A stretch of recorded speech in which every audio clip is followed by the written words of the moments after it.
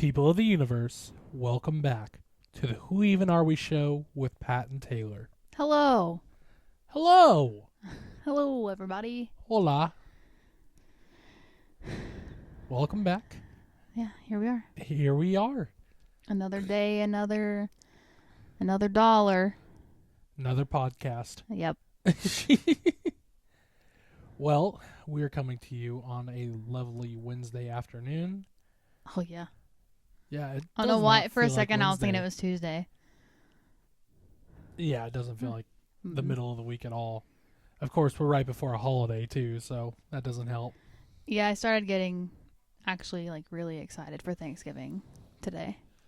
Right. And this episode's coming out after Thanksgiving. So, Oh. Thanksgiving what? That turkey was great. yeah, that ham was fantastic. Ate some cookies. I actually had an idea for for an episode to record during Thanksgiving time that we teased a little bit and talked about. I don't know how we would do it because we only have 2 microphones. Oh, having a guest. Yeah, having a specific guest that we have probably talked about on every episode of the show. Yeah. To be determined. TBD. But anyways, welcome back to another episode of the Who Even Are We show with Pat and Taylor. Today we're going to be talking just about a little bit of random stuff. Yeah, I don't know the topic. We never really... Never really discussed it. You never confirmed. Well, Do you have enough space, sir? yeah, I needed a footrest. My old chair had a footrest built in, but that thing kind of sucked. R.I.P. my back in that chair. I wonder if our neighbors still have it. I don't know. Our neighbors across the street from us, and by the way, if by some odd chance they're listening, we don't care that you do this, but just know if we're putting something out to be thrown away, there's a reason it's being thrown away. Yeah.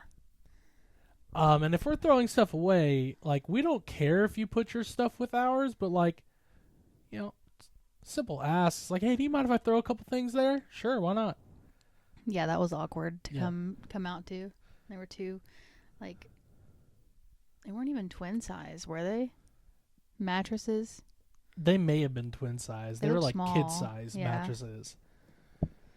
And there's a mattress in their garage they built. I wonder if it was our old one. I'm genuinely curious about I mean, that. that wasn't a. Wait. Oh, I did put a mattress down there. The old one that was It wasn't a the bad bear mattress. mattress. Yeah. It wasn't bad. It was, if you want it, go for it, kid. Yeah. But random tangent. Moving on. No geocaching updates. We're waiting for her family to come into town. I think we'll probably do that while they're here at some point. Sourdough has been kind of the same. Yeah, I don't know what Gizmo wants from me. Gizmo's playing hard to get, and playing hard to get is playing. I don't know. Or hard to get. I don't know a better term for He that. doesn't want to He's being stubborn. Yeah, he doesn't want to communicate like I've seen other sourdoughs do. Yeah, and we're not feeding it after midnight. Yeah. So what gives? So more to come on that, but hopefully, Might be Gizmo number 2. yeah, it might be gizmos, plural. More to come on that, but today's episode, I figured, I have some questions for you, but really, we've talked about our creative sides somewhat in this podcast form that we've been doing for a while now, and figure maybe we can delve more into it. I know I've talked about stuff. I know you've talked about stuff. So, I thought it might be fun to just dive into it. Okay. I thought you were going to say something. I said K. Oh, Okay. I swear to God I did not hear that. Well, you were coughing. Yeah, well, that happens from time to time. Once or twice an hour. Anyways, You're like G Wheezy over here. G Wheezy. For those who don't know, I call my inhaler Wheezy F Baby. And the F ain't for flaw. Anyway, don't know why I started calling my inhaler that, but again, if you're listening to this episode, if you're listening to our podcast, you know to expect ADHD moments pretty much anytime. If you've been listening to us for a while. So getting into creative aspect. So we've talked about your creativity a little bit, like what inspires you and stuff like that. But I wanted to kind of delve further into that topic.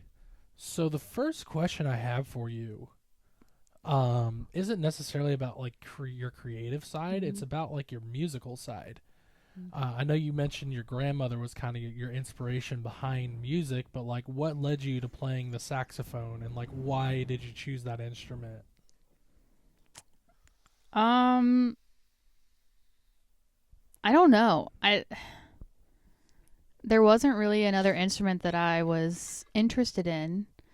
So I guess backing up, what got me started with band in general. So my elementary music teacher, her son was in, like, he had gone through one of the local high school marching bands, and she was so proud, and she would show us the band competitions on TV while we were in music class, and it just seemed so fun hearing her describe it, and musically inclined anyway, so I was like, yeah, I'm totally going out for band in middle school. So the way that they did, at least in our middle school when we were picking out instruments, was they had basically one day you would come in, they would have instructors set up around all the different instruments, and you would try every single one that you were interested in. Granted, they would like wipe down the mouthpieces or whatever, and I don't remember trying any other one apart from saxophone. And yeah. So it was kind of like you were like, this one's cool, and you just stuck with it. Yeah, I mean, you know, you hear saxophone in music, and it's a lot cool and sounds funky, and yeah. I think I've asked you this before, but is a saxophone a woodwind? Yes. Or you gotta let me finish the question. Sorry. Because it's brass, so it, you could call it a brass instrument. Woodwind because it has a reed. Yeah. Yeah. I should also mention that I played in the band in school. Only elementary school. Mm-hmm. I played the trumpet. And why the trumpet, you asked? It seemed like the easiest choice. It's not. Yeah. Came to learn that. If we're being real here, saxophone is the easiest. I don't understand how, 'cause I decided in 5th grade that I wanted to play saxophone instead. And like she was just like, all right, go into this room and try to learn music, which I already didn't know how to read music. So the catalyst for me not playing saxophone anymore was we talked about it before, but my elementary school would do like a march for Halloween, and we walk around playing our instruments, everybody be in their costumes. Like 10 minutes before that, I was like, I'm just going to grab the trumpet and play that. And that's what I did. And then eventually I landed on percussion, which I enjoyed. I just got to beat stuff. That was so much fun. Perfect for somebody like me. So saxophone, you mentioned high school band. Mm-hmm. Was she kind of the catalyst behind you joining the band in middle school? Well, it sounds like in middle school, but like, did she play a role in that decision moving forward, or? Oh, there was no question. Like, I was in it to win it. I mean, what you look forward to in middle school is getting to high school, because then you start marching band, and that just looks like so much fun. And why don't you tell them a little bit about your marching band experience? It was a positive experience. Yeah. I don't mean to sound. It was the best part negative. of high school, really. The only good part of high school. We had, during the day, we had class time where we would rehearse. But we also, on Tuesdays and Thursdays, we would rehearse after school for a couple of hours. I guess I should back up. So when you first enter marching band as a freshman, there's not there's not tryouts or anything. Basically, if you were in middle school band for all 3 years, you're in high school band. Now, whether Shit gets real. or not you actually march is going to be based on your skill. So we have alternates where basically if you just weren't cutting it, you would at football games or at competitions you would be standing on the sidelines. So you were what do they call that in acting? You're the they were the there's a term for it, like a fill-in actor in case something happens, like on Broadway. Yeah, I mean in marching band we called it alternates. I don't There's know. a specific word for it. Backup? It's not backup. No. You know what I'm talking about, right? Yeah, kind of. All right, breaking out the Google. Look it up. But so you would have freshman band camp, and basically that was teaching you the fundamentals. So the marching style, how to, the correct way to forward march, backward march, the pace at which you march, like how wide your footsteps need to be to make it to your spots. Understudy. Yeah. That's what I was trying to think of. How to just all the things, all the fundamentals for the act of marching. I don't even think we played any music. It was just the physical part. That way when full band camp came, you were ready to go. You were ready to enter the band, and at that point is when they start figuring out, like, I don't know if this person's going to be able to.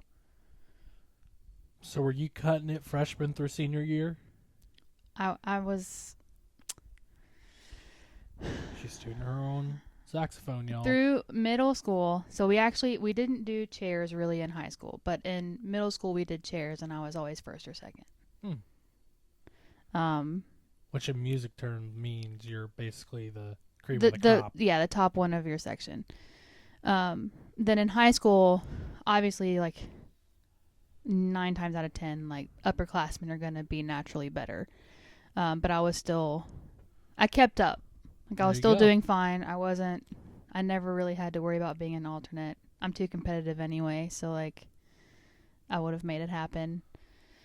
But odd thing is freshman year, so we didn't have near as many French horn players as we needed for the size band that we were. But we had a ton of saxophones. So what they did at the time was they pulled some of us saxophones, and we would play the French horn music but on our saxophones. So we would play the part, that way like their part was still being heard. And then moving into sophomore year, we actually got extra instrument French horns, and I had to learn how to play it. So sophomore year, I had to learn how to play a completely different instrument. It'd be like you going from trumpet to saxophone, except I did it backwards. And I also got braces that year. So coming into band camp sophomore year was like, I'm having to learn how to do everything. Learning to walk all over again. So, yeah. And it's crazy when we got together hearing you talk about high school band. So high school band, where I grew up and where she grew up, two very different things. So my high school had a marching band. To my knowledge, they didn't do band competitions. They might have, and maybe I just don't remember it. But it was just whoever was in the band, if you wanted to go march. And they would go through that, and they'd play at the football games and basketball games from time to time. And that was that. So when I got here and you were talking about like, yeah, I was in the high school band, I was like, okay. Weird flex, but okay. Because so my high school, our band was like, it was a good band, but where the performing arts department was, choir was the bee's knees. And so like our choir group, I don't know ensemble, our choir ensemble was like really good. Yeah. Good enough to where they would go on tours of like Europe Ours, and sing with like symphony orchestras and other ensembles, and that's just wild to me. yeah. While I was in middle school, that was another thing I looked forward to, because our choir director in high school was also like, she was really good, and she had brought the choir to different things. Yeah. Unfortunately, right as I was entering high school, she moved, and so She happened to move to Danville, California. so we still had choir, but it was never the same. I remember people who were in the band and also in choir. There's one guy now. He's a guitar player, which is really cool. I can't remember if he's like 75% blind, but he shreds on guitar, and he's a cool, great dude. Like, shout out Brad. I'm not gonna put your last name out there, but shout out to you, Brad, if by chance you're listening, because you are the king, dude. He is now a professional choir singer. Nice. And he's been kind of documenting. He's singing overseas right now and documenting that. And I was like, that's so rad. Good for you, dude. He also shreds on the guitar. He sang Good Riddance by Green Day at our high school graduation. The one critique I had is he sang it like he was singing a Metallica song, which was kind of weird, but he shredded. So shout out Brad. But no, our choir program was like top notch. And I think our band program, like, I don't remember. So hearing you talk about band competitions and stuff, I was like, they have those? Yeah. Complete news to me. And, you have gone to several of them, but there was one that we went to at Finley Stadium last year or the year before. Mm-hmm. And, like, I was like, okay, we're going to go watch these high school marching bands perform. That's cool, whatever. And then just seeing the show and the spectacle that goes into it was like, wow, that really put it in perspective for me. Like, they take this shit seriously, dog. Yeah. I was like, oh, shit. Our high school marching band, they were wearing We Are SR shirts and, like, ball caps. Mm-hmm. And that was that. Where you had people in the full... They were in the full get-up. Yeah. Again, I don't know the terminologies, like the jackets, marching band uniform, the hats. Like, they were all about it, and it was crazy to go because what was it called? Bands of America. It was like so Bands of America is a series of competitions, but it was the one that was held here in Chattanooga. Yeah. And there were bands from like all over. Yeah. There was a band from the Memphis area there. Brighton has come a couple times. That was your high school. Yeah. Just for people listening. But there was another band from Memphis area there, and there were bands from like Indiana and like all over the place there. And like people really got into it. I mean, so I remember you're unlocking a lot of memories for me. We used to so competitions were pretty much every Saturday starting in September through the end of October. So you go play the football game and the next morning wake up and... Next morning, and it's an all-day thing because we would get there, depending on how far away the competition was. You would get to the school, you'd run through a quick rehearsal for maybe an hour or so, and then it was get the polish out, we're shining instruments, we're polishing our shoes, making sure the uniforms are all ready, loading up the buses. Very, like, to the T, like military-esque, like. So, because of all of that, I know how to, like, hang your your dress pants. Because that's how we would hang our marching uniforms. You have to make sure the seams are correct. You have to make sure you have the right pair of socks. Thank God for that, 'cause I would just throw that bitch on a hanger. It's so funny to think about the things that, like, marching band prepared me for. Because, like, taking a drink and walking. I just, not even thinking about it, I start rolling my feet as if I'm in marching band again. And what that does is it keeps you from bouncing. That's the whole point of it. So I can drink a drink and walk at the same time now, which I didn't used to be able to do. Wow, she can chew bubble gum and talk at the same time, y'all. But, Yeah, and then there were some competitions because we were a larger band. So the way competitions work is it starts out with your single A, which are your smaller bands, your smaller schools, Yeah. and then it would gradually get bigger. So like how high school sports go.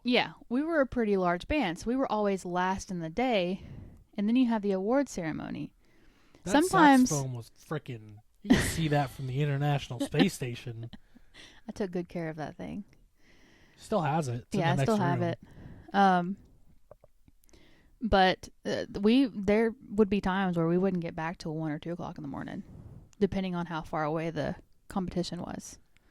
And I didn't play in band in high school or middle school. I played sports in high school. I played football. I did field and track and field, and I wrestled my freshman year.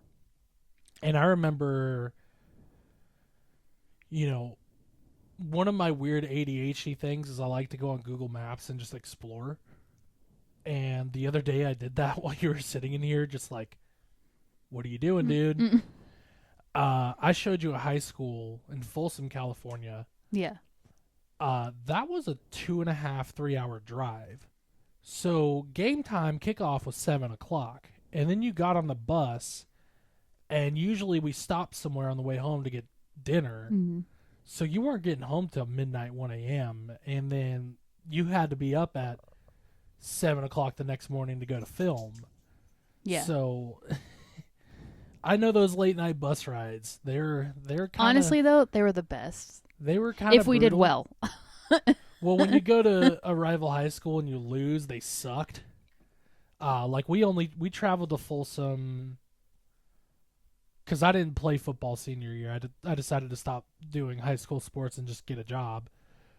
Kind of regret that, kind of don't, but whatever. We traveled there my sophomore year when I was on JV, and we played sophomore year there. And then my junior year on varsity, they traveled to us. Mm-hmm.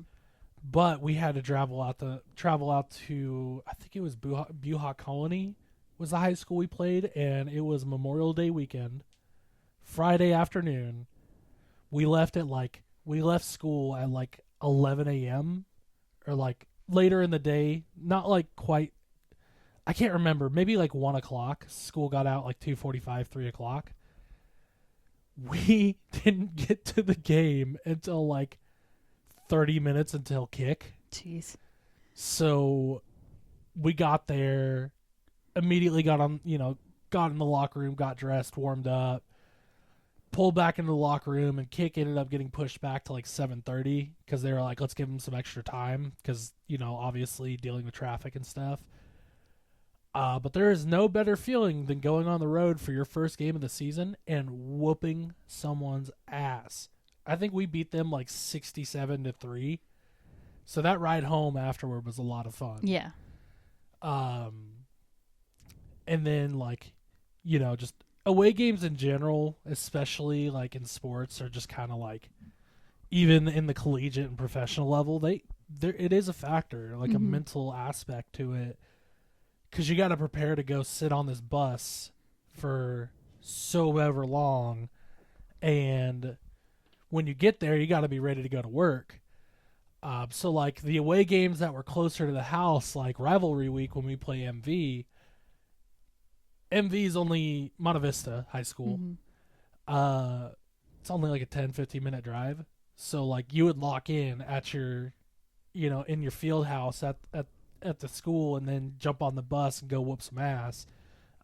Sophomore year we played them at Monte Vista. Junior year they played us at home. We won. So I get it. Those late night trips home, you get home at like 1-2 a.m. and immediately just go to bed and wake up the next morning just groggy and whatever. The husky's being irritating right now. All I can hear is her sniffing. For some reason, and she's been in this room so many times. I love you, but please go away. Again, we've talked about it before. The husky, if she could crawl under her mom's skin, she would. Out. You lost permission. Oh, so can't hear, so he's still chilling. He's just laying there. Yeah. So, we're talking about creativity and stuff like that, and crafts and stuff, which, we've talked about your baking, obviously, with the sourdough update, but it sounds like baking was kind of the same thing, where your grandmother kind of got you into that, too. Well, so what got me into, I guess, like, the musical arts in general was, I don't really know why my parents felt compelled to enter me in dance. I don't remember that time. I assume I was probably dancing. Well, I was 3 when I was entered into dance. Once again, I don't really know what the reason for that was. I guess we would have to ask the good old parental units if there was a reason they thought that at 3 years old I should be dancing on a stage. They wanted you out of the house. I'll answer that one. But that started there.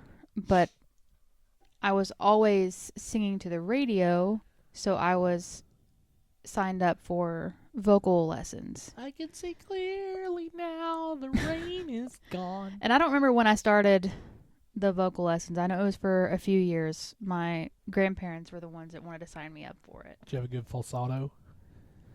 No. Keep it a buck. I don't know what that means. That's like the high note, like the high voice, the falsetto. So what is your vocal range? In college, I was considered a mezzo-soprano. So I am right there between soprano and alto. I'm not quite low enough to hit a lot of the low alto notes, but I'm not high enough to be belting out like stupid high notes. I mean, I hit that, but all throughout high school and stuff, like I was alto. I was alto 1. So what vocal range am I again? Because I already forgot. Baritone. That's it. Yeah, I'm not quite a bass, but I'm not whatever a step up from a baritone is. Tenor. Thank you. Again, I know some music theory, not a lot. Yeah. Guitarists don't learn music theory. So, I mean, the singing is what got me, I think, starting in the musical direction in general. And then as far as the baking, yeah, I mean, that was my grandmother to a T, because I just wanted to understand, like, I wanted to make things that I'm not taste mad good. at it. And I mean, my She's dad... like, I made banana bread, and I'm like, I don't like bananas, but I'll eat some banana bread. Yeah, if you talk to my dad, so growing up, it was just him and his brother. He jokes and says that my grandmother always wanted a girl, so therefore she taught them everything. My dad used to braid my hair. He used to paint my nails. He cooked. He did all the things, which looks really funny because he's a very manly man. Yeah, your dad's a big dude. So, I also got, a lot of that came from Dad as well, as far as wanting to cook and bake and stuff. Well, because Dad is really good at just throwing. He's the kind of person that does not need a recipe. Just throws it together. He just knows what's going to sound good and what's going to taste good together, and he does it. Me, nope, can't do it. I can do that sometimes. I can't do it. Granted, my dad would eat anything. He'd eat a lawnmower if he made it right. He just doesn't care. Rare. Yeah. His only little thing is he's not really big on squash, but that is it. Everything else, he's good. Yeah, I remember handing your dad a tomato and he just sucked it down, and I was like, "More power to you, dude. I hate the texture of tomatoes." Another crafty thing that you like to do, being creative, is like painting and drawing and just creating stuff. I was hoping my mom would come into this a little bit because I felt bad. I was talking about Dad a lot. My parents both were really creative in their own ways. Growing up, we always had really cool bedrooms because my parents would just basically lock themselves in their room and they would go to town. Like I had a butterfly themed room and it had like painted butterflies on it. And dolphins. Like I had a dolphin themed room where there was literally the ocean painted. I had dolphins jumping out of the water. We used to paint like porcelain figurines as a family, make ornaments, like all of that stuff. yeah. That was one of the things that we would all sit together as a family and do. Do you think whenever we have children, that's something Absolutely. you're gonna... Okay. I knew the answer going into it. I'm fine with it. I mean, I think because you don't have to be good at it. Like, just there's not an expectation. paint an ornament however you want it to look. I don't care. Painted a truck. I wanted it to be blue with black stripes. I started with black like an idiot. Painting for me was never like... No, if you ask me to paint a wall, I can do that. That's not hard. You tape up the wall, you paint it. But like, you know, honestly, the most crafty thing I've done was our sign for our wedding. Mm-hmm. And that's because it was kind of hard to screw up. I didn't have to cut anything out. I had to drill a hole, burn some wood, stain some wood, and paint some letters and use some wood glue. Dad's ears must be burning. Why? I just got a couple of Snapchats from him. Oh, there you go. But for me, my creativity was always like what we're doing now. Yeah. Digital or photography or videography or music. You know, my music journey was different. Mm. So I haven't really talked too much in detail about my music journey. I think you might know a little bit of it. But when I was like 6th, 7th grade, I really wanted to learn how to play guitar. And so my mom signed me up for these lessons that would happen at my school, and I would show up to school on like Wednesdays, every other Wednesday with a guitar, and people were like, "Why do you have that?" I'm like, "Great question." I didn't have a great guitar teacher growing up. And so I did like 3 or 4 lessons and was just like, when you're learning music is tough to begin with. Yep. It's like, you know, I've had people ask me like, how'd you get into the guitar? Like, I want to learn how to play. And for any musical person out there, whatever your niche is, whether it's brass instruments, woodwinds, guitars, basses, percussion, whatever it is, I think unanimously we all like talking about gear. We like the gear. So I've had people ask me like, how'd you get into it? And I would tell them like, it's just something I've always wanted to do. And you know, I tell them the story about, you know, when you're learning music, it is, especially in the beginning, very boring. Very, very boring. Yeah.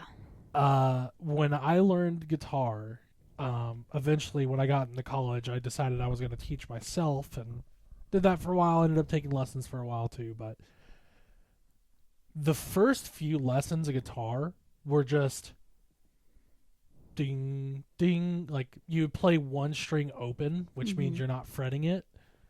You would just play a string open over and over and over and over again. And then a couple lessons in, you'd be like, bing, bing, bing. Like, you would play it open and like first fret, open, first fret. Yeah. And your first several music lessons, when you're brand new to something, that's how it goes. Mm-hmm. Very few people can pick up a guitar and just start shredding. Very, very few. If you have a background in music, like if you've played other instruments, it makes it easier because you understand that struggle and the grind of learning. I remember learning what are called the cowboy chords, which are like your standard E chord, your A chord, your E and A minor, your G, your F, your C, your D, like those basic premise chords. And I was playing those, and I remember just being like, man, if I could just play this song, like that would be so cool. And it takes a lot of discipline and a lot of time and a lot of practice. Use a damn metronome. It's one mistake that I can openly say I made when learning music. I never practiced with a metronome. And it wasn't until I started learning scales that I realized how important that was. Mm-hmm. But it's really tough. It's a really tough thing to get into. But it's so rewarding. And talking about future children and stuff like that, if our children ever want to explore music, like, I think that's something we're both very open to. I would absolutely love for our kids to be in marching band.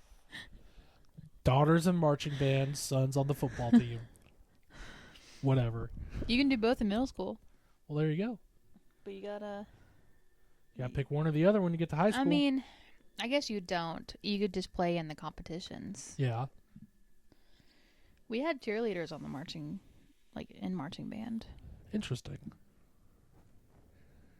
Speaking of sports, can I just throw out there that there was I remember hearing debates, and there probably still are, about cheerleading not being a sport. It's a damn sport. So is dance. So is dance. I remember spring football when I lived in Texas, freshman year going into sophomore year. Cheerleading did their off-season camp and was still running that while we were doing spring practice. I saw men bigger than me in full tears, just pain, because of the amount of work they put in to do what they do. And I will always stand by it. Cheerleading is a sport, and screw you if you think otherwise. Those are strong words, but go watch it how they exercise. Yeah. You watched a documentary about the Cowboys recently. They're cheerleaders. It's intense. I was never in cheerleading. I was hardcore into dance. I really had no desire to be in the cheerleading culture, but they bust their ass. They work hard, yeah. So, to all you cheerleaders out there, shouts out to you. We see ya, sister. Men and women and everywhere. Brother. We didn't have any guys on our cheerleading squad. When I lived in Texas, we had a few. There was a pretty good handful. In California, I think we have one. And whatever, but that's an intense ass sport. Mm-hmm. I've done wrestling summer camps, off-season camps, football off-season camps, baseball off-season, like all these sports, hockey. I would not survive a day in cheerleading camp. No, the exercises they do, we had to go run up a damn mountain, and they were just out there just full-on sprint for 5 miles, and I'm just like, oh my God. So we talked about baking, we talked about your craftiness with the painting and the drawing, which we didn't delve too deep into, but I think it's kind of self-explanatory. But one question I had is, when you have an idea for a drawing or a painting or something of that magnitude, where do those ideas start? Where do those ideas stem from? So, as far as drawing and painting are concerned, I can't freehand. I can freehand if I'm looking at what I need to draw. I can copy that. So, when I did the painting for, Year Present, where it was, California and Tennessee, I legit just pulled up a map and I started drawing it. And I remember you making the comment, California's hard. There's a lot of nooks and crannies over Yeah. there. But as far as, off the top of my head, I think I'm going to draw California. No, I have to look at it. Because, so the heck do I know about California? But,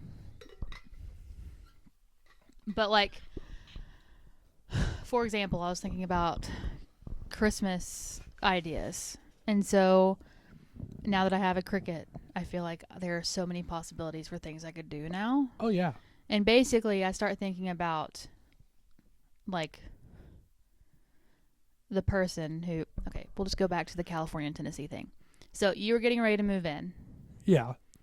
And I'm like, this isn't his home. It's crazy. It's still crazy that he's from here. He's from way over there in California. I'm from here. But, I want to make this feel like a home. Our place. Yeah, I want to make this feel like our place, make it feel like a home. So I was like, well... And I did at the time, that was happening. I was getting some ideas from Pinterest and stuff. But I like personal gifts. things with thought behind them. Yeah. And things that, like, you'll understand and I'll understand. I like to connect the two together. Connect the dots. Connect the dots. So, yeah. Did that answer your question? I think so. Because I think artists, I think if somebody is creative, period, that they should at least make time to explore that creativity. Because it's a really good outlet. Excuse me. For me, because as I don't think we've talked about writing on here. Mm-hmm. But for me, like when I write a song, for example, I just try to think of like the inspiration can really come from anywhere. Sometimes I'm just sitting in my office and I just start hearing a melody, like da da da da da da da da, like something like that, and I'll be like, what are words that fit in that melody? Or I'll hear a song and it inspires me. One song that I wrote called "Down in Flames," which is probably the most developed song I have because I haven't worked on music a whole lot recently. I was listening to a Red Jumpsuit Apparatus song called "Your Guardian Angel," and just that brought the melody of "Down in Flames" is similar to that. Of course, the composition is different, but to me, I heard that and was like, it'd be cool to do something in like this key and kind of like a ballad, if you will. Mm-hmm. And so, I sat down with the idea and I thought about like, there's a lot of songs that say, watch the world burn. Mm-hmm. And so I took that concept and kind of flipped it and said, we'll watch it all go down in flames. Because it's the same premise, but not the same thing. Yeah. If that makes sense.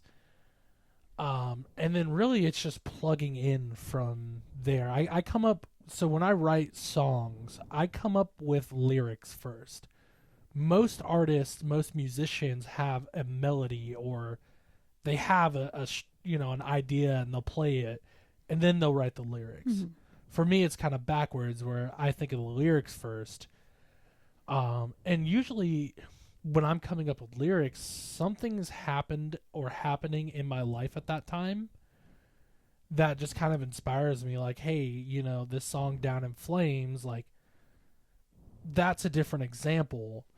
But like I wrote a song called "Be Okay," and it was just, I was going through a lot of anxiety over just stuff happening at that time. And, everybody says, hey, it's all going to be okay. Mm-hmm. So I wrote a song about it all, it's all going to be okay. The road is long, we'll find a way.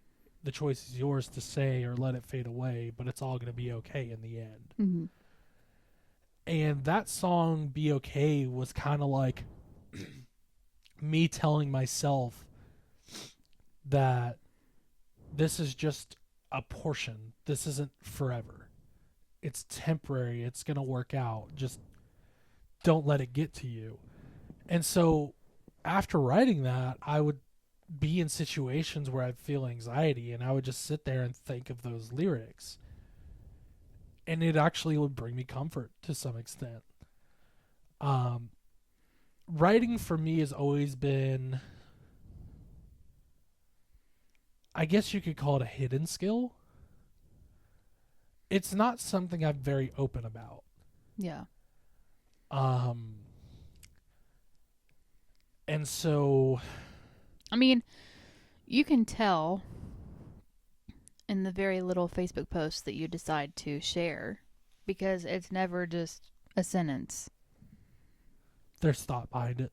There's like a whole paragraph or two. And so for me, just exploring my creativity, and just another example of a song that I wrote, and we'll move off just that topic and go into other forms of writing that I've done.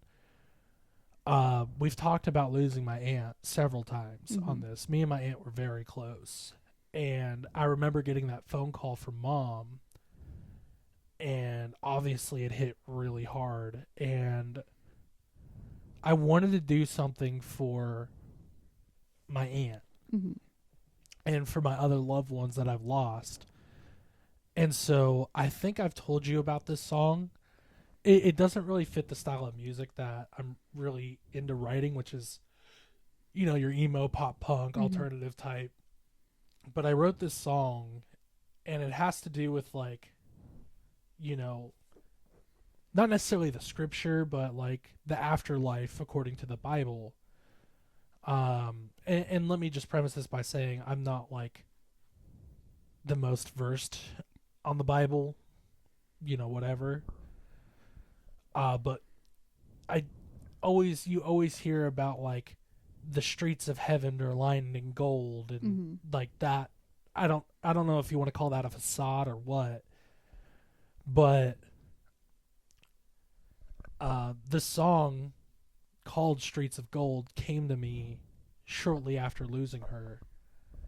Um, and the chorus for that is you love them, they're leaving. When they left this world and they went back home, and only God knows the reason as he walks them down those streets of gold. There's no need to cry as you say goodbye. Just look at the sky and know you're never alone. Mhm. And for me, that was just, again, kind of telling myself, like, this person's in a better place. They're always going to be looking over me. And that lyric, you love them, they're leaving. When they left this world and went back home, when they pass away, they call it going home Mhm. to be with our Lord. Only God knows the reason, being like the reason why he decided to call them home at that time. Yeah. As he walks them down the streets of gold, meaning they're with him. Mhm. And it's kind of a heavy song to talk about, but it's one that I'm really proud of. And one that, to be honest, is not finished. But it kind of brought me comfort in that time. Yeah. Just thinking about, hey, she's not in pain anymore, Mhm. and she's not here physically, but she's always here spiritually. Um, and so again, talking about writing, I've told you about spoken words I've written. Um, there are spoken words that I've written that a long time ago I put on YouTube and got good feedback on it. And then I've given a spoken word to like a pretty good sized crowd, like 150, 200 people.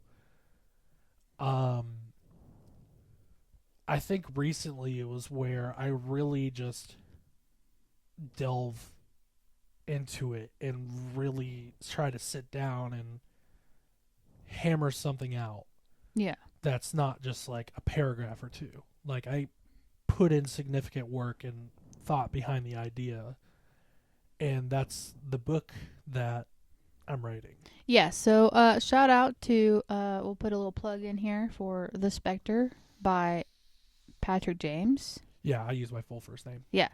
Um, it's really good. I worked hard on it. Yeah.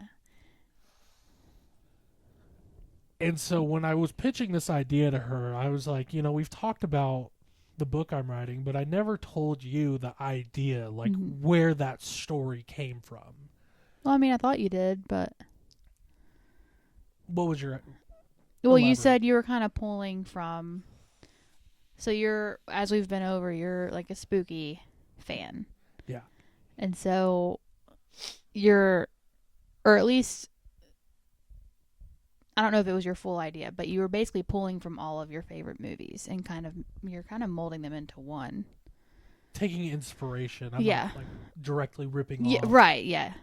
to just word that out there. So Words are not always my strong suit, everybody. it's fine. I knew what you meant. Yeah. So yes, that was a part of it, but the general idea of the Spectre is something I've actually had for about a decade now. And it wasn't always called the Spectre. That's a name I came up with more recently.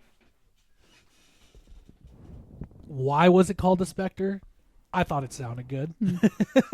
So there's the inspiration behind that. So when I was in high school, one of my favorite horror writers, and I'm sure everybody knows the name I'm about to name drop, Stephen King. There was a story I wrote when I was in middle school, and I had a PE teacher named Mr. Duffy. Unfortunately, he's no longer with us. But in a meeting I had with all of my teachers, my English teacher read them this story I wrote. And it wasn't a story, it was just like, I don't remember what the assignment was, but it was talking about like I think it was like, what'd you do over the summer? Mm-hmm. And I wrote this, not necessarily story, this essay. And I was out of the room at the time they were reading it, and they pulled me in, and my PE teacher looked at me and said, I have read every single Stephen King book he has ever released. I have been following that man for 30 years. That was as good, if not better, than his writing. And even in elementary school, like there were stories I wrote where my teacher would call my mom and be like, I was in tears reading this. And so it's not that I was insecure about writing. It was just more or less like I was into other stuff. And so getting into the idea behind the Spectre, I had woken up one morning and I'd always wanted to say I'm going to write a book. Mm-hmm. And I had this idea. This is when Slenderman was at its height. Quick jump cut there. My bladder decided, hey, you really got to pee. Had to take a pee break. That's what we did. Like I was saying, though, this was 2011, 2012, maybe 2013. Mm-hmm. Slenderman was at its height. Everybody was talking about it. Because I was a nerd, outcast, skater kid, whatever, pop punk kid, whatever you want to call it.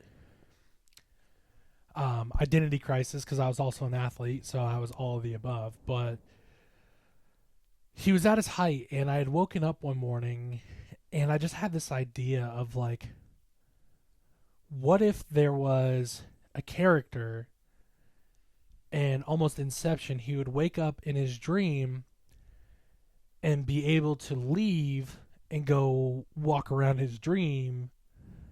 But if he didn't make it back to his bed, this creature called the Slick Man would basically capture him and kill him, whatever. Mm-hmm. And so this October, I was thinking about just writing and reading some of the old stuff I had written, just short stories and what have you. And I was like, that's something I need to get back into, is writing stories, because it's something I enjoy. Whether it makes me money or not, it doesn't matter to me. It's just, let me do it for myself, not anybody else. Yeah. And so I started thinking about that premise. But I was like, okay, well, that sounds a lot like Nightmare on Elm Street. Yeah. So I was like, well, I can't, I'm a big horror fan. So the Nightmare on Elm Street with Robert Englund and all of them, and Wes Craven was my favorite horror, and was, God rest his soul, my favorite horror director. So I was like, I also am really big on Stephen King. So I was like, what if I just take the elements that I like from each of these sources and just make something original with it? But then I thought about the fact that I was a music fan, and nostalgia for our generation, and especially just right now, is really big. So I was like, what if I set it in the 90s? That might be cool. Because now, everybody's got cell phones and this, that, and the other. And so I wanted to make a horror story, but I didn't want to just write a short story. I wanted to write a story with multiple parts. Yeah. So it's a short form horror story. And so, one morning I was just sitting in our living room, and I just started writing. Like, I didn't plan this out. I didn't have like a concept for it. I just let it come. Mm-hmm. And, the story, The Spectre, obviously we won't go into what happens. Yeah, if you want to listen to it, it's on YouTube. It is. So. But note that I am still working on it. I'm not really changing the story much. I'm just adding more detail or rewording things to make it sound better. Because I do plan on actually sending this to publicists one day. Yeah. So the premise is there is your main protagonist, Mark, whose parents are kind of like not absentee, but just like not connected. They're not close like they used to be. He has a younger sister named Holly. Him and Holly, like, kind of different crowds. Like, they get along, but like they're different people. His brother Shane, who unfortunately passed away, and basically the premise of the book is that something happened in Mark's neighborhood that brought his community together, but also brought him closer to people around him. There's a character named Jen who moves in up the street. They connect, become friends, and Jen has her own backstory. And basically, as the story progresses, you get introduced to new characters like Johnny and Adam and some other characters we won't get into just for time's sake here. But think that part to me came from Breakfast Club. Mm-hmm. Just like the outsiders, like people from different social circles that were into different things coming together and becoming a team, if you will. And so the Spectre isn't something that came to them in dreams. It's based on, and I'll admit this is fiction. So I based it off of like a Latin type-esque curse, if you will. It's not a real curse, but it's basically this being that preys on the living. And there is a book that was uncovered that's many, many, many years old, and basically they have to get together and figure out how to defeat this creature. And so right now the book itself, not the book in the story, but the story, The Spectre, is 10 chapters long. I might split it to 11 chapters because the end there's kind of a fast forward. But talking about the musical aspect of it, I knew I wanted to incorporate music into it in some way or another. And this was kind of challenging because I had thought of like fantastic songs that could go in there, but I had to make sure they were out when the right time. So in each chapter, there's a song, and the song directly ties into the emotion and the situation that this group of teens are in. Yeah. And that was a lot of fun because I got to go through a lot of music from that era, which is probably my favorite era of music, and just like read the lyrics. Inner Sandman is one song. There's a Nirvana song. There's Green Day. So like, bands that were popular at that time, but it all plays in together. Yeah. So again, I just pulled from, like, I thought about Stephen King's writing style and how he was very descriptive and would put a lot of detail into simple things like walking down the street. I thought about Wes Craven and how, there's this character and the character has its own aurora. I thought about other inspirations like from music and feeling and emotions. And it all just kind of came together. It's based in the not so fictional but fictional town of Downey. There is a Downey, California. but it's not based in that Downey, if you will. But again, as Taylor mentioned, the entire story is on my YouTube channel. If you search Pat Foster, you'll find it. You can go listen to it. Feel free. It's not the complete product. There are things I've got in there, like I said, not really changing the story at all, just adding to the story, adding details just to make it, to fill it out more. So, Yeah, see, I feel like you can pull from, like, let's see, you can pull inspiration from other artists or other people and still create a genuinely unique to you product, like whether it be music or your story. Whereas, like, while you're talking, I was sitting there thinking, like, I don't really have any ideas on my own. Like, the sourdough, it's a recipe that came from somebody else. Everything that I made for the wedding is an idea that came from somebody else. And I'm just like, oh, I bet I could do that too. So, like, I don't really have any ideas of my own, evidently.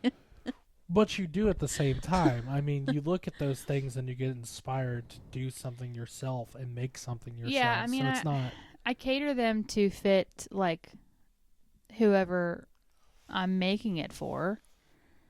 Like, I'll get the general idea and then I'll find, like, a quote or whatever I'm making that pertains to the person I'm making it for. But it's still really not my own. Like, I didn't just sit there and think of a quote off the top of my head and was like, that sounds pretty darn good. And I think the thing, at least for me, is like that's how I've always gone about anything that I've done creatively. It's like I don't.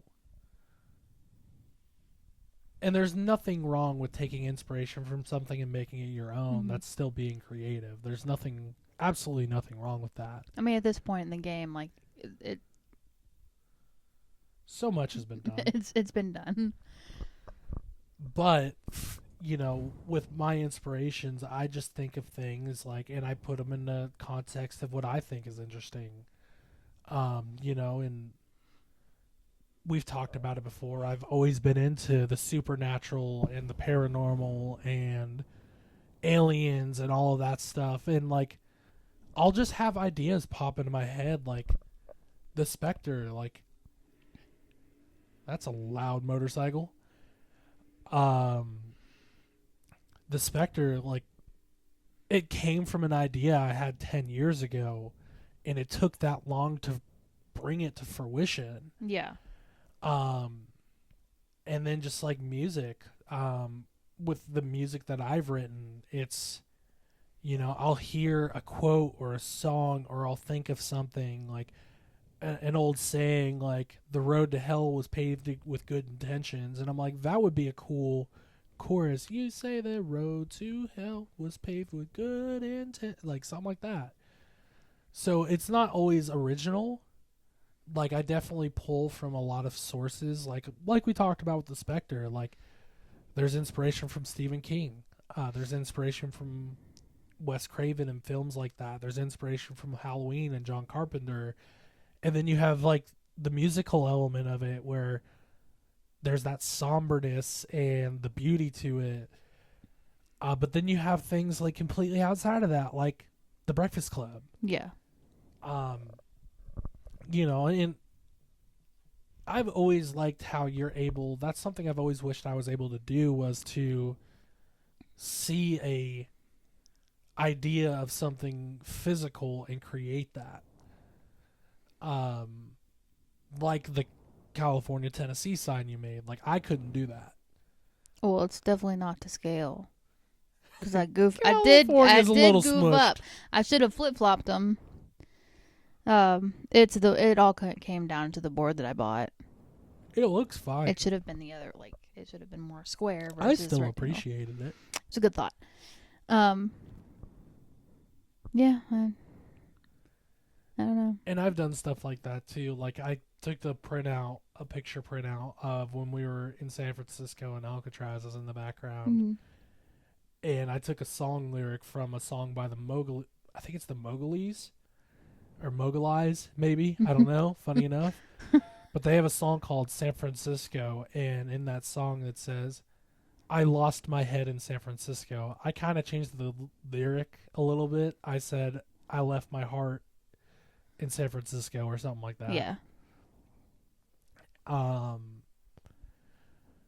But I mean, there's so in this is a topic I've talked to you about before, and I've talked to other people about. It's like there are number one platinum records, best-selling songs sitting on hard drives right now. Oh, I'm sure. Yeah.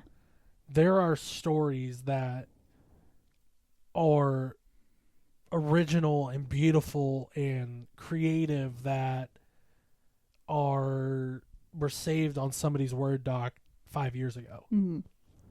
You know, there's so much creativity out there, but the insecurities and the fear of like, what are people gonna think if they see Or in or like hear, the perfectionists thinking that it's not it's right. not It's good not enough. good enough yet. I'm guilty of that. Yeah. I mean, hell, I'm working on the Spectre still, but again, I liked the story, but I knew there were some things that could be worded better. Mhm. There were some areas that, you know, more detail could go into to Yeah. make the story stronger. But I mean, really, the thought that got me when I was writing it comes from Meet the Robinsons. And that was the Walt Disney quote they pulled that from, and that was keep moving forward. You know, not everybody's going to be a fan of what you do. Mm-hmm. Not everybody's going to like what you do. You're never going to make everybody happy. But like we talked about in this episode, do it for yourself. People didn't like Disney when he first came out. They didn't understand like what he was doing. I mean, who painted the Mona Lisa? I can't think of his name for some reason. Leonardo da Vinci. I was like, don't give me lying. I think it's da Vinci. I think so. No, I wasn't thinking of da Vinci. I'm thinking of Van Gogh. I think it was. There was some artist, and when I say this, it'll make sense. There was an artist that was like ridiculed and made fun of because of his art. Oh, Van Gogh was out of his mind Yeah. and was he was in a mental institution creating these. I think he died before his most Work famous piece of became art famous. became famous. And now it's some of the highest regarded art in the world. Yeah. You know, it may not be in your lifetime, but things become appreciated. And I think of things like that. Like, you know, what if more people out there just said, you know what, I'm going to do it, and just went for it and did it and put their work out there. You know, I've made videos on YouTube that I remember I've filmed videos that I was really proud of that I have deleted and don't have saved anywhere because it only got like 5 views in a month. Mm-hmm. And I was like, hell, what if that was still up? Where would that be now? Yeah. You know, and that's the beauty of the internet, and the downfall of the internet as well is anybody can see it. Anybody can judge it. Yep. But do it for yourself. Do it because it makes you happy. And that's really what it came down to with the book was like, I had this idea. I, you know, pulled from these inspirations, but I did this original series, this idea, this story, and I just put it out and was like, you know what? If it gets 100 million views, if it gets 100 views, if it gets 5 views. It's kind of how we've been with this podcast. You know, and that's again with the podcast too. I mean, look at Joe Rogan, using him as an example, one of the most popular podcasts in the world. He just did it because he thought it was cool. Wasn't he already famous though?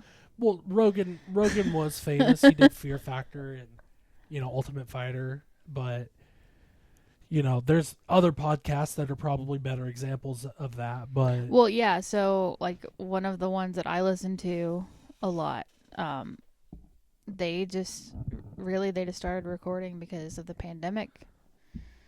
Needed something to do to pass the time. And now, I mean, thousands of people listen to them. They go on tour. They have merch. They they have a make money. publicist. They've been able to quit their day jobs. Like, yeah. And there's another, just using music as a reference here. I used to have a neon sign that I think you got for me. Yes. Unfortunately, it fell and broke. My own fault. Took a spill. But the reason I wanted the neon is it was a quote from a Blink song. And it said, "Hey kid, don't quit your daydream yet." And that stuck with me. And it still sticks with me. I love that quote. Don't quit your daydream. Do it in the interim. And who knows, maybe something will come of it. But creativity as a whole, I think, again, just, if you know somebody who's creative, like, read their story, listen to their podcast, listen to their song. You might uncover something really cool. Support local artists, support photographers, support videographers. Support your starving musicians. You never know. Yeah. You really never. I mean, another great example, Luke Combs. He sang in his high school choir and was singing at bars for tips, and now he's one of the biggest names in country. I don't know him well, Jelly Roll. Yeah. I mean, the dude was a convicted felon and bet on himself and did the thing. But being creative, I think, is a very important thing. And if you have a creative side to you, don't let that die. Like, don't, if whatever it may be, maybe it's doing a makeup tutorial or Couldn't be me. I'll tell you that right now. baking or cooking. Keep pursuing it. And that's a culinary. Don't give up on that sourdough starter. Yeah. Gizmo will work out eventually. It might be Gizmo 2.0. We might have to redo Gizmo, but we're gonna figure this out. We're gonna give her the old college try. It's probably the hardest bake I've ever had to do, just to even get it started. You could do that with pizza dough too and let it ferment. What? Like that? Make sourdough out of it? Not sourdough, but you can let pizza dough ferment, and apparently it tastes a lot better. Interesting. Might need to give that a shot one of these days. That sounds gross. Well, fermentation is just steeping. Yeah. But it all starts with an idea. Keep moving forward. Don't quit your daydream. Remember, it all started with a mouse. It did. That used to be my screensaver on my laptop. It really did. Or it all started with a dream and a mouse or something like that. And now it is the biggest conglomerate in the world. Yep. I think it's fair to say Disney is the biggest conglomerate in the world. Everybody knows what Disney is. Walter Elias Disney. Steve Jobs. He has so many famous quotes out there. Like, the people who are crazy enough to change the world are the ones who do it. Mm-hmm. So, little inspiration for you guys on this Wednesday afternoon. But, again, explore your creative side. Don't let that side die, because there's best-selling songs on hard drives out there right now. You might be the next Van Gogh. Hopefully you don't go crazy Hopefully first. you don't do it in an insane asylum. But, It may not work out now, but it might work out eventually. We're not going to say it's going to work out, because unfortunately that would be lying to you, but you never know until you try. The husky is back. I was hoping maybe she would yell at me, but... What do you want? Nala, what do you want? Are you going to talk today? Are you going to talk today? Do you have things to tell the viewers, Speak. Nala? Speak. Speak. Say it. Speak. Speak. Speak. Nala. Speak. She's too busy. You know what always gets her to talk? When you tell her no.